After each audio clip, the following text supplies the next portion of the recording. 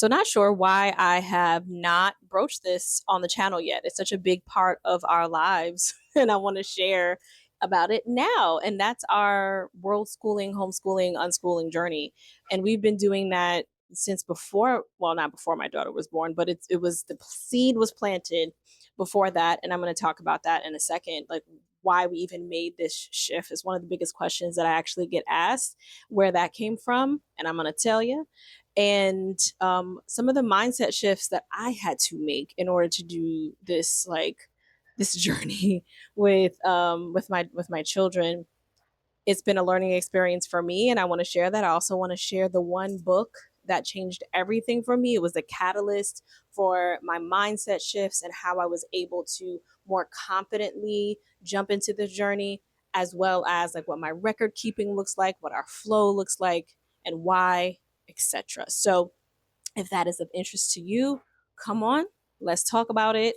So, first, hey, I'm Imani. I am a marriage coach. So, yes, I talk a lot about relationships on this channel, but also a lot about life, like this one, and different aspects of life, figuring ourselves out, figuring yourself out, navigating through change and transition, and what that looks like in real time, right? So, let's get into it. So, I knew I was going to be a homeschooling mama of some sort when I started teaching English literature and English composition and rhetoric to college freshmen. And I had homeschooling students in a lot of my classes. And I had never really thought about this concept before, but I did once I started teaching. And I saw a difference. This is before my daughter was born. This is before my daughter was thought of. Okay. I was still having fun, just in a couple, newlywed fun, all of that.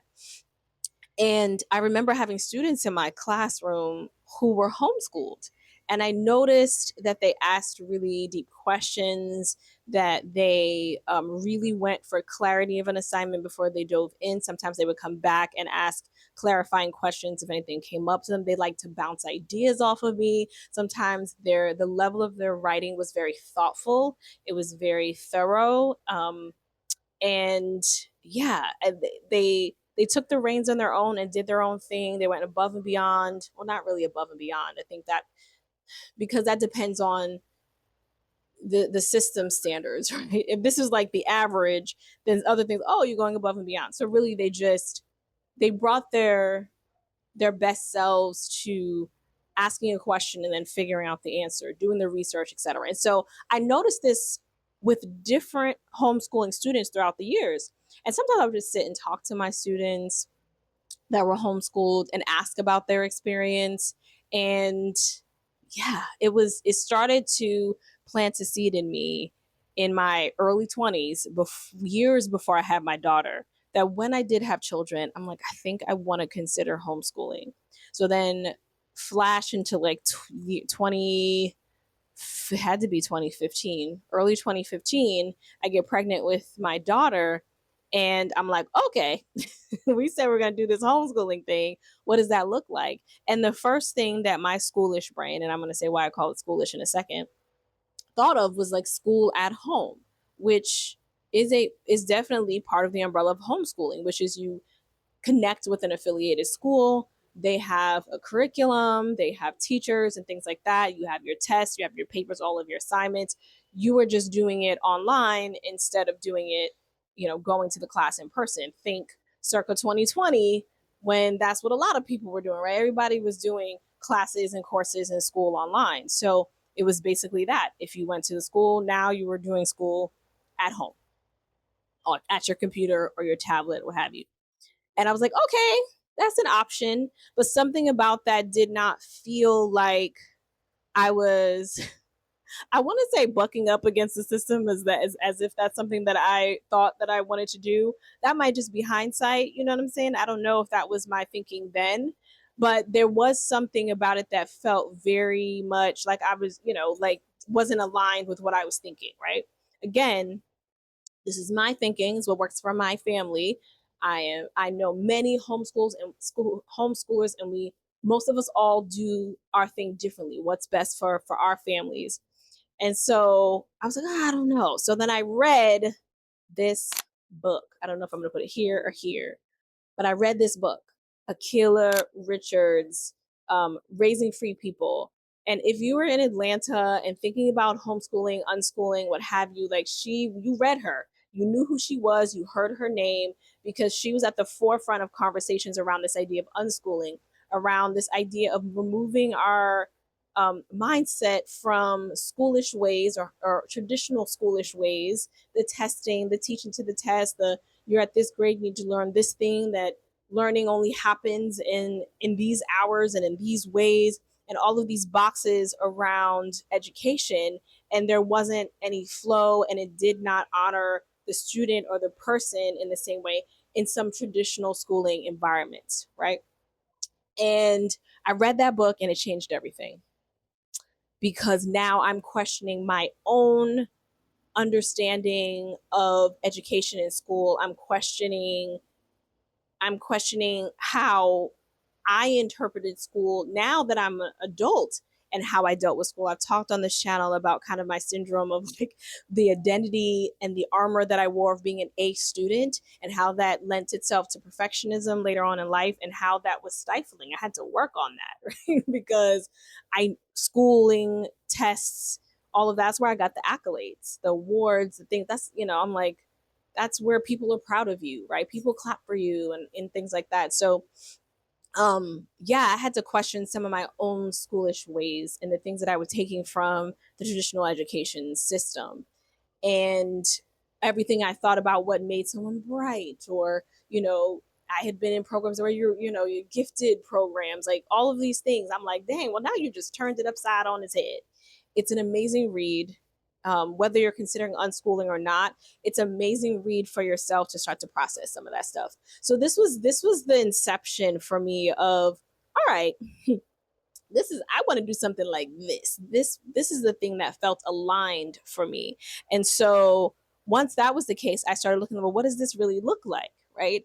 And that's when it got harder, because the idea of unschooling, is that there isn't really is well, the philosophy, I truly believe, right? The underbelly of the foundation is like, learning is always happening, and our children are capable of learning everywhere and anywhere, and they can direct their own education. Like, it is student self-directed education, SDE, I would say, is under that umbrella.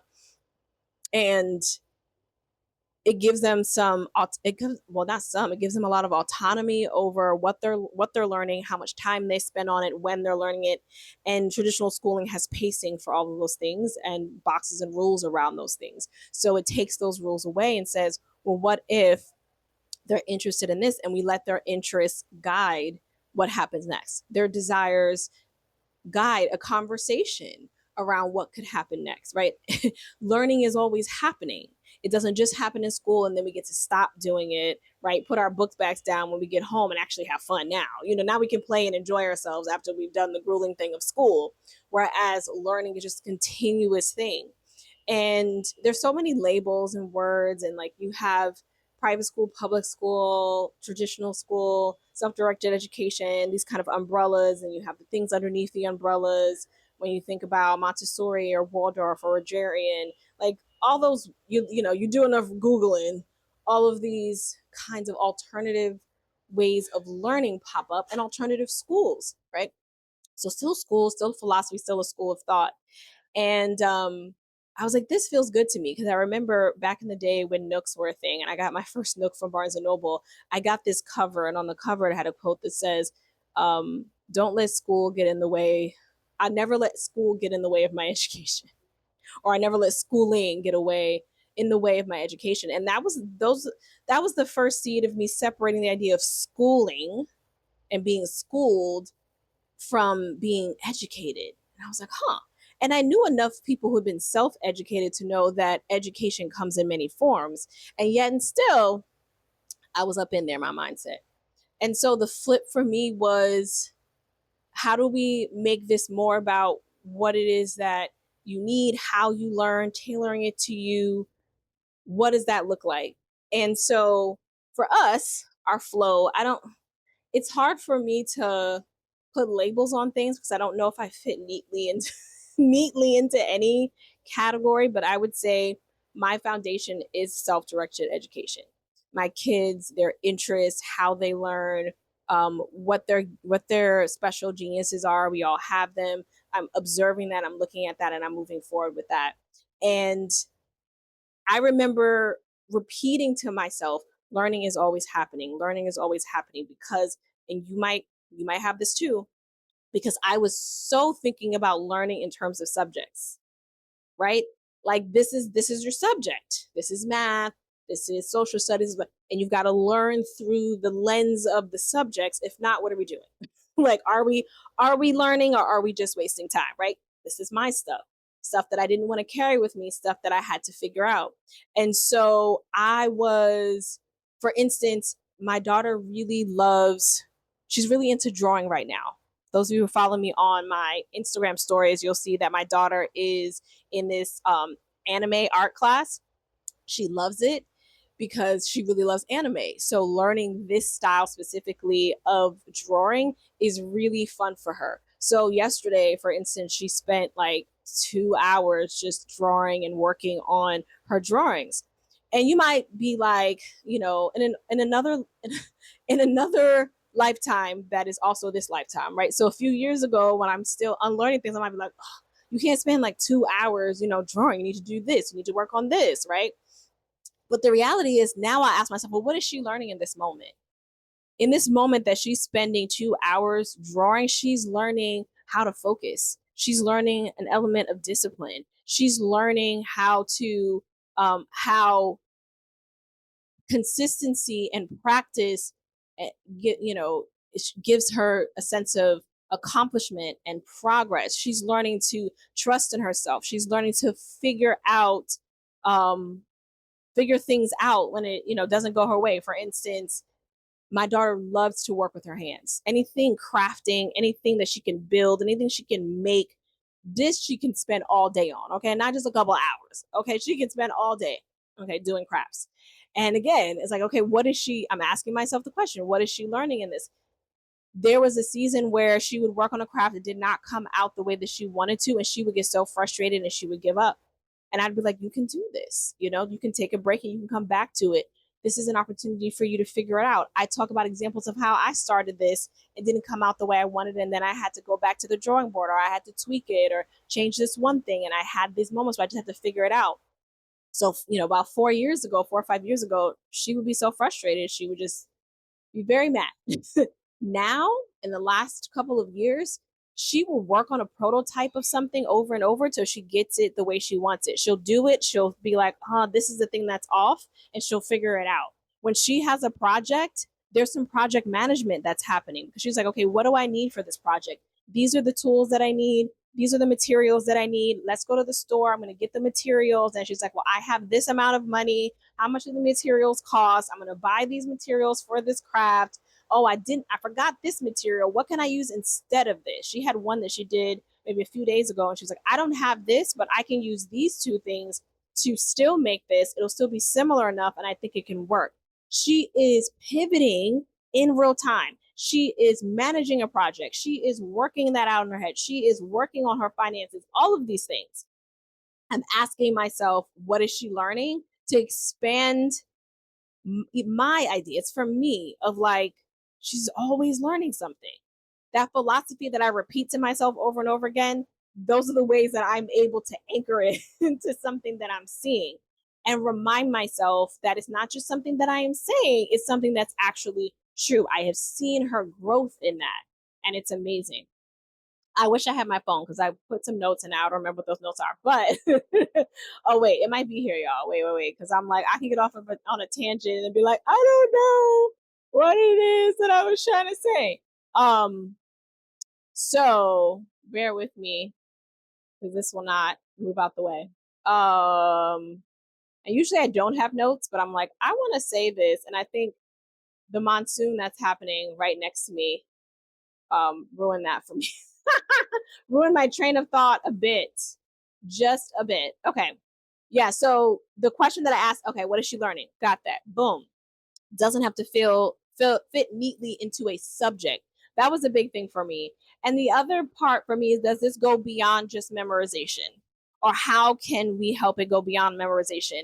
A lot of schooling for me was memorization. There, you had to memorize formulas, you had to memorize dates, you had to memorize how, the all the presidents and vice presidents, you had to memorize the sequence of events, you had to, there were just, your times tables, and I'm not saying that there isn't merit in any of that. And you know what I'm saying? I'm just saying for me, that is something that you can always do. Like, you can memorize the thing.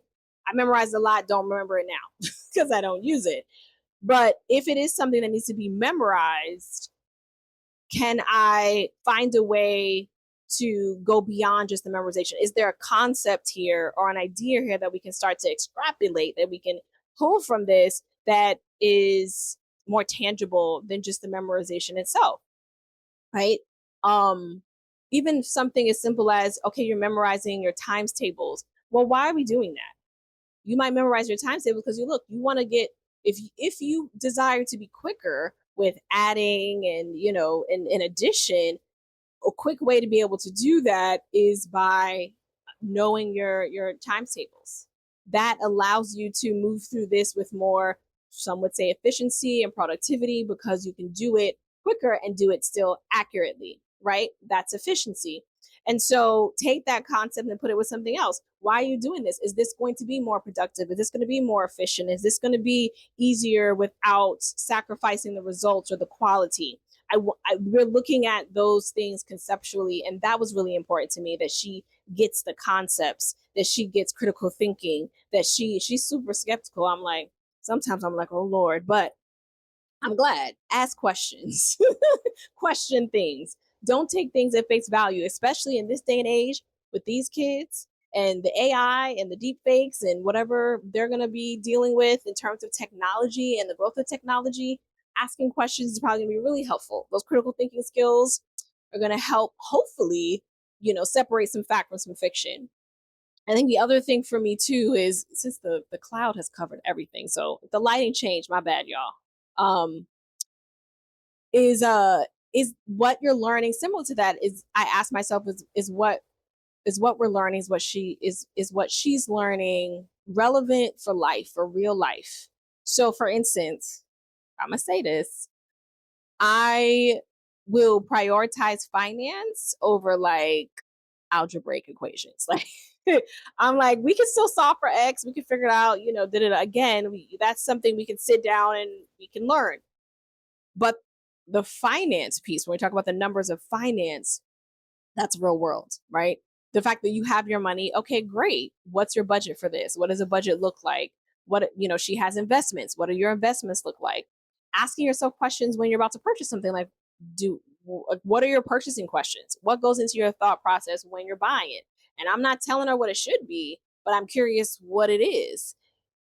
And sometimes I have to pull out, did you notice this? You bought this thing for $7 and it broke today. Again, what did you learn from that? Oh, it's probably cheap. The material wasn't good. It wasn't good quality. So I don't want to keep spending my money on that thing. Yes, right? You have your money, you have your written registry. Like, you have money. This was your starting balance. This is your credit. This is your debit. This is what's going in. This is what's coming out. This is what you have left. So, what's your budget for this? And we're still even getting tighter in that, but we prioritize that maybe over some other things around math. And yet, and still, we're learning the foundations of math, of reading, writing, reading comprehension, all of those things. Social studies and government and culture and tradition, all of that, and being able to have different experiences, even when we're in the States, to expand our experiences here. We're going to the Biodiversity Museum here tomorrow. Hopefully I can remember to take some footage, y'all, and maybe put it in my Instagram stories and here on YouTube Shorts. But yeah, we're going to that museum tomorrow, learning about the biodiversity of Panama, which it's one of the most biodiverse countries in this region. So that should be pretty cool. And it is of interest to my daughter. When it comes to sciences, my daughter is interested in earth science and some geology, kind of rocks and crystals, but and trees and flowers. Like, that's her thing. You know what I mean? The the ecosystem of the insects and the bugs and all of that, that's her thing. So I'm not prioritizing chemistry or what's some other sciences, y'all? Physics, physics, chemistry. We do, I mean, some basics of biology we definitely have talked about as well. So she understands like basic anatomy and biology. She's done that.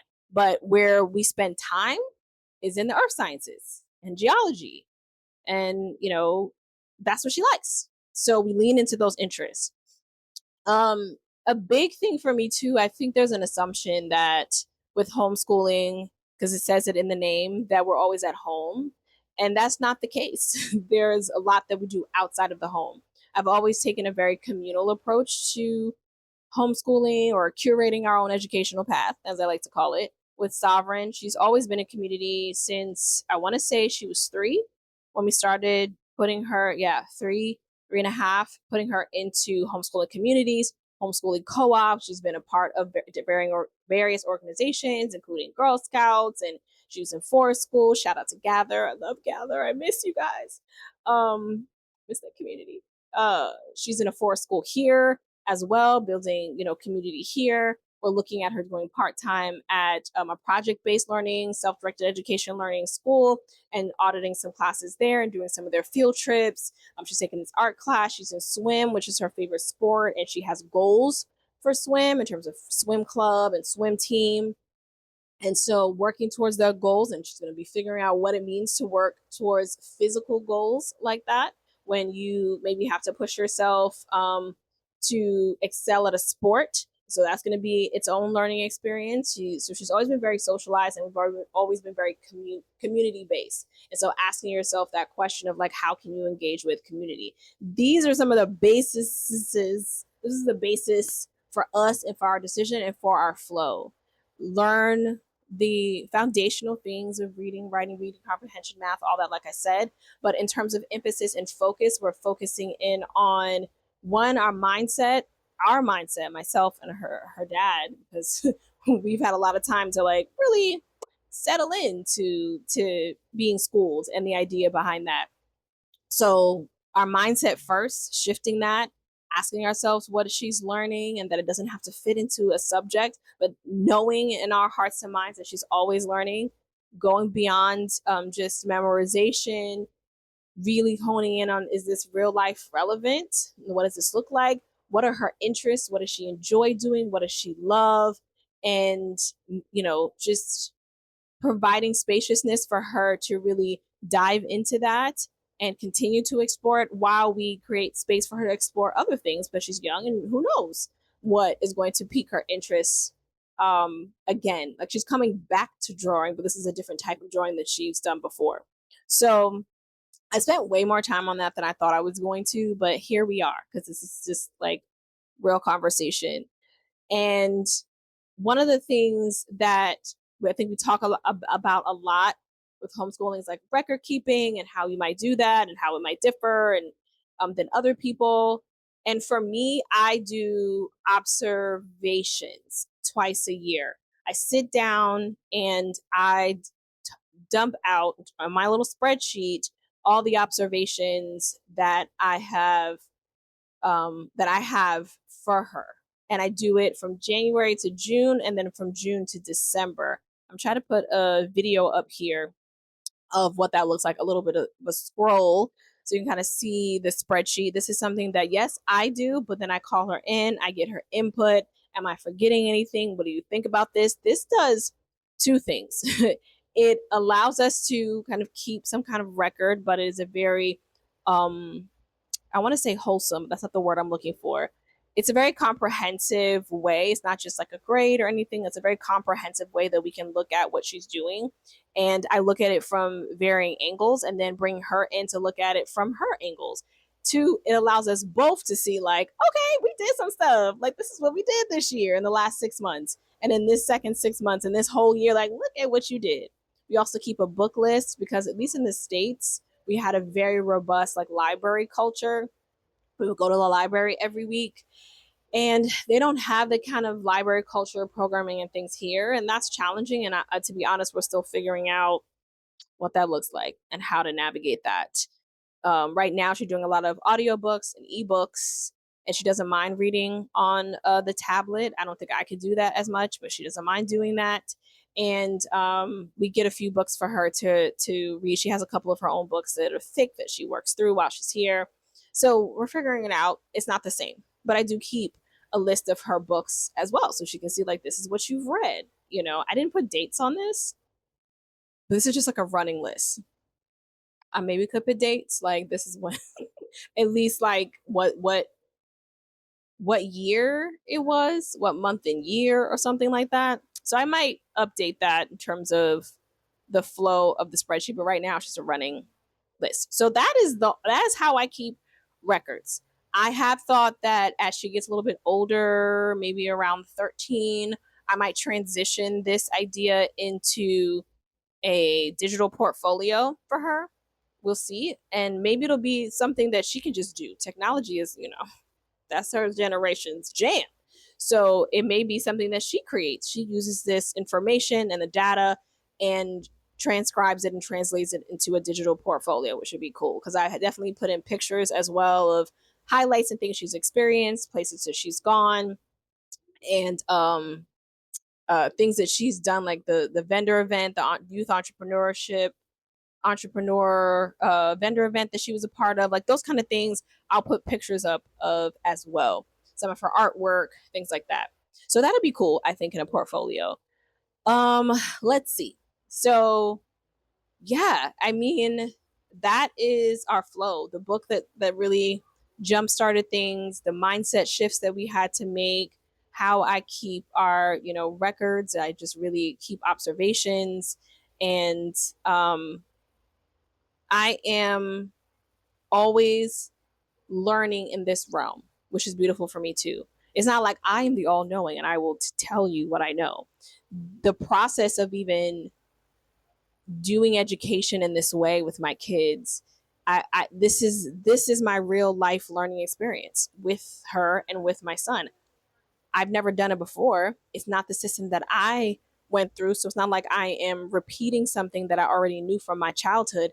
This is a learning experience to me. I am open to hearing how other people are doing things, sharing resources, having community for myself around this is helpful for the mindset stuff as well as for the resources and some of the practical things you may or may not know, right? And so it's important to keep in community in that way too. It's been really helpful. It's been really lovely.